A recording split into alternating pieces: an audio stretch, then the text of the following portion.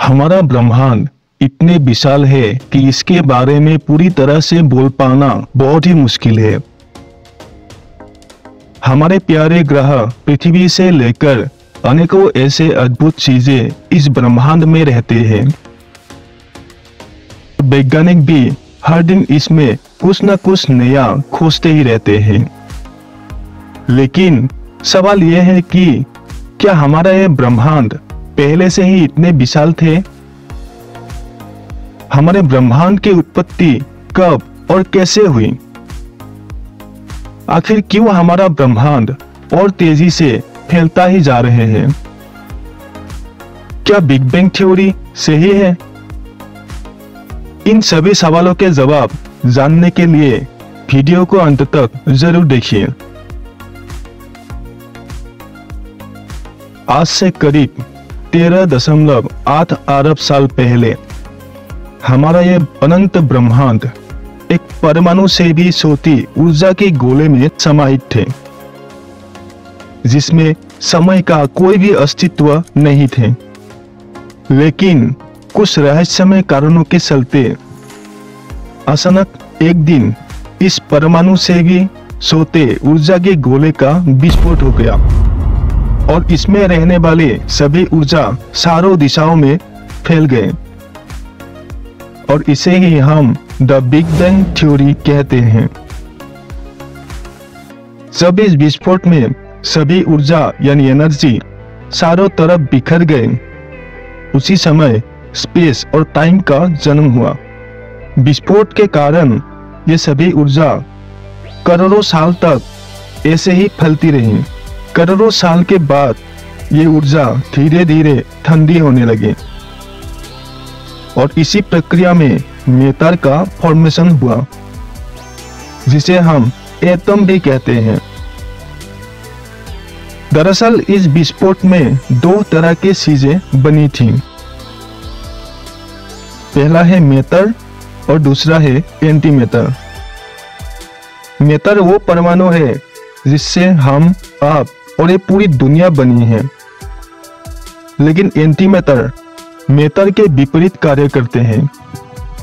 इसीलिए जब matter anti matter से मिलते हैं तब ये एक दूसरे को खत्म कर देते हैं। लेकिन मैटर एंटी मैटर से थोड़े ज्यादा ही थे, इसीलिए एंटी मैटर पूरी तरह से खत्म होने के बाद भी मैटर का एक गोला बच गया था। इस मैटर के गोले के विपरीत और कुछ भी नहीं था जो इस मैटर के गोले को टक्कर दे सके। इसीलिए ये मैटर का गोला अपने आप ही विस्फोट हो गया। वो समय हम सभी के लिए बहुत ही खास था, क्योंकि इस विस्फोट के कारण तारों और ग्रहों का समूह बनने लगा था। शुरुआती बिग बैंग विस्फोट के कारण हमारा ये ब्रह्मांड अस्तित्व में आए थे और मैटर के गोले फटने के कारण हमारे ब्रह्मांड के अंदर की बाकी चीजों का निर्माण हुआ था। उस मैटर के गोले की फटने के बाद धीरे धीरे सब कुछ ठंडे होने लगे और बाद में ब्रह्मांड के अंदर की बाकी चीजों का निर्माण होने लगे। इस ब्रह्मांड में एक गुरुत्वाकर्षण बल बनने लगा था, जिसके कारण सभी एटम्स एक दूसरे के साथ मिलने लगे थे। शुरुआत में इस ब्रह्मांड में ज्यादातर हाइड्रोजन के परमाणु रहते थे, इसीलिए ग्रेविटी कभी कभी हाइड्रोजन के परमाणु को आपस में ही कंप्रेस करने लगे थे और जिस जगह ये हाइड्रोजन परमाणु आपस में ही मिलने लगे थे, उस जगह का तापमान लाखों डिग्री सेल्सियस तक पहुंच जाता था। इसी तरह जब बहुत सारे हाइड्रोजन परमाणु एक साथ आपस में ही कंप्रेस होने लगे थे, तब उस जगह का तापमान करोड़ों डिग्री सेल्सियस तक पहुंच गए थे। इसी समय एक प्रक्रिया का जन्म हुआ, जिसे हम न्यूक्लियर फ्यूजन भी कहते हैं। इस न्यूक्लियर फ्यूजन के कारण बहुत सारे ऊर्जा निकली थी और उसी समय इस ब्रह्मांड का पहला तारा अस्तित्व में आए थे। इसी प्रक्रिया से धीरे धीरे और तारों का जन्म होने लगे। लाखों सालों बाद हमारे ब्रह्मांड में ऐसे करोड़ों तारे अपने अस्तित्व में आए थे, जिसे हम रात के अंधेरों में खुली आंखों से भी देख सकते हैं। समय के साथ ये सभी तारे गुरुत्वाकर्षण बल के कारण एकजुट होकर रहने लगे और अलग अलग आकारों में फॉर्मेशन होने लगे, और इसे ही हम लोग गैलेक्सी कहते हैं।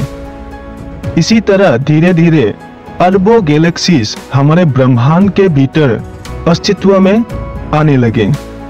इन सभी आकाशगंगाओं के अंदर एक ऐसा भी गैलेक्सी बनी जिसका नाम है द मिल्की वे। इस गैलेक्सी के अंदर अरबों तारे मौजूद थे, लेकिन कुछ डस्ट अभी भी स्पेस में तैर रहा था। हजारों सालों बाद ग्रेविटी के कारण ये डस्ट आपस में ही मिलने लगे और इसी तरह बहुत सारे ग्रह बनने लगे।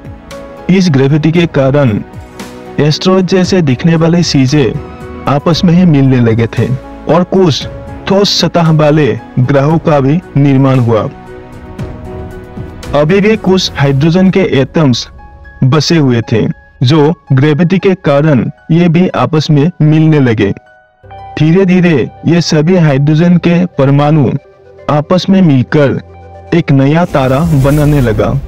इस प्रक्रिया में उस जगह का तापमान इतना बढ़ गया कि न्यूक्लियर फ्यूजन की शुरुआत हो गई और एक नया तारा अस्तित्व में आए, जिसको हम सूरज यानी सन कहते हैं।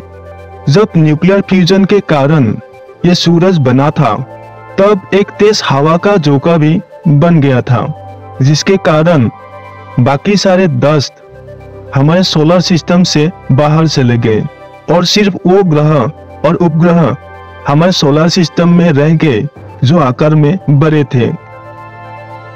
इसी कारण सोलर सिस्टम के बाहरी तरफ कुछ गैस की प्लेनेट बन चुके थे, जैसे बृहस्पति, शनि, अरुण और वरुण ग्रह। इसके विपरीत सोलर सिस्टम के अंदर की तरफ ठोस सतह वाले प्लेनेट बन गए थे, जैसे बुध, शुक्र, पृथ्वी और मंगल ग्रह। इसी तरह ही एक सोती ऊर्जा के गोले फटने के कारण हमारे ब्रह्मांड और ब्रह्मांड के अंदर की बाकी चीजों का निर्माण हुआ था।